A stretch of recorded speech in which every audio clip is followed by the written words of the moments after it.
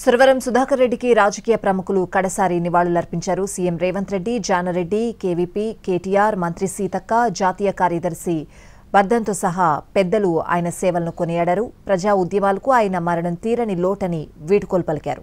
Parliament సభ్యుడిగా వివిధ హోదాలలో పనిచేసిన ఏ రోజు కూడా అహంకారము అహంభావాన్ని తన దరిదాపులకు రానియకుండా కంచుపాడు కామ్రేడ్గా పాలమూరు జిల్లా బిడ్డగా వారు వన్నె తెచ్చిండ్రు. ఆదివాసీల హక్కుల కొరకు వారి సమస్యల పరిష్కారానికి నిరంతరం పోరాడినటువంటి కమ్యూనిస్టు పార్టీ యోధుడు.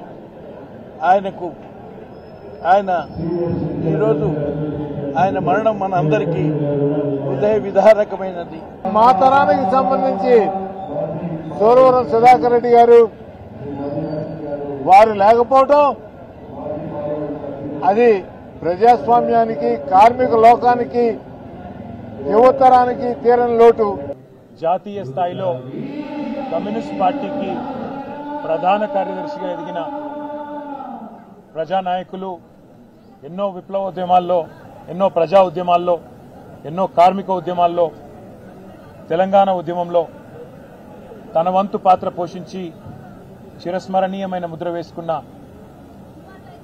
మహనీయులు పెద్దలు సురవరం సుధాకర్ రెడ్డి గారి మరణం మా అందరినీ కూడా తీవ్రమైన ఆవేదనకు, తీవ్రమైన దిగ్భ్రాంతికి గురి చేసింది.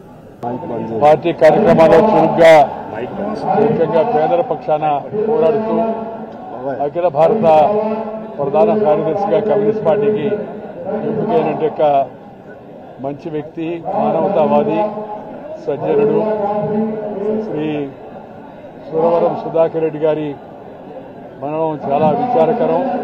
ప్రజా సమస్యల మీద తమ జీవితాంతం పోరాడినటువంటి ఇలాంటి తరం ఒక్కొక్కరు ఇలా నేల కొరుగుతుంటే ఒక రకమైనటువంటి ఆందోళన కూడా మాకు అనిపిస్తూ ఉంటుంది. ప్రశ్నించే గొంతులు తగ్గిపోతున్నాయి.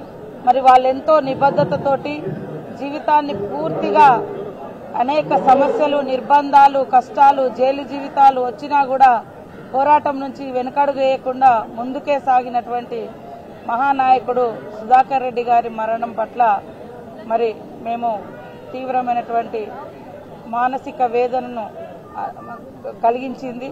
యువజన నాయకుడిగా అనేక ఉద్యమాల్లో, ప్రజా ఉద్యమాల్లో పాల్గొంటూ ఎక్కడ ఏ సమస్య ఉత్పన్నమవుతుందో ఆ సమస్యకు స్పందించి ముందుండి అమోఘమైన పోరాటం చేసిన మహనీయుడు సురవరం సుధాకర్ రెడ్డి గారు.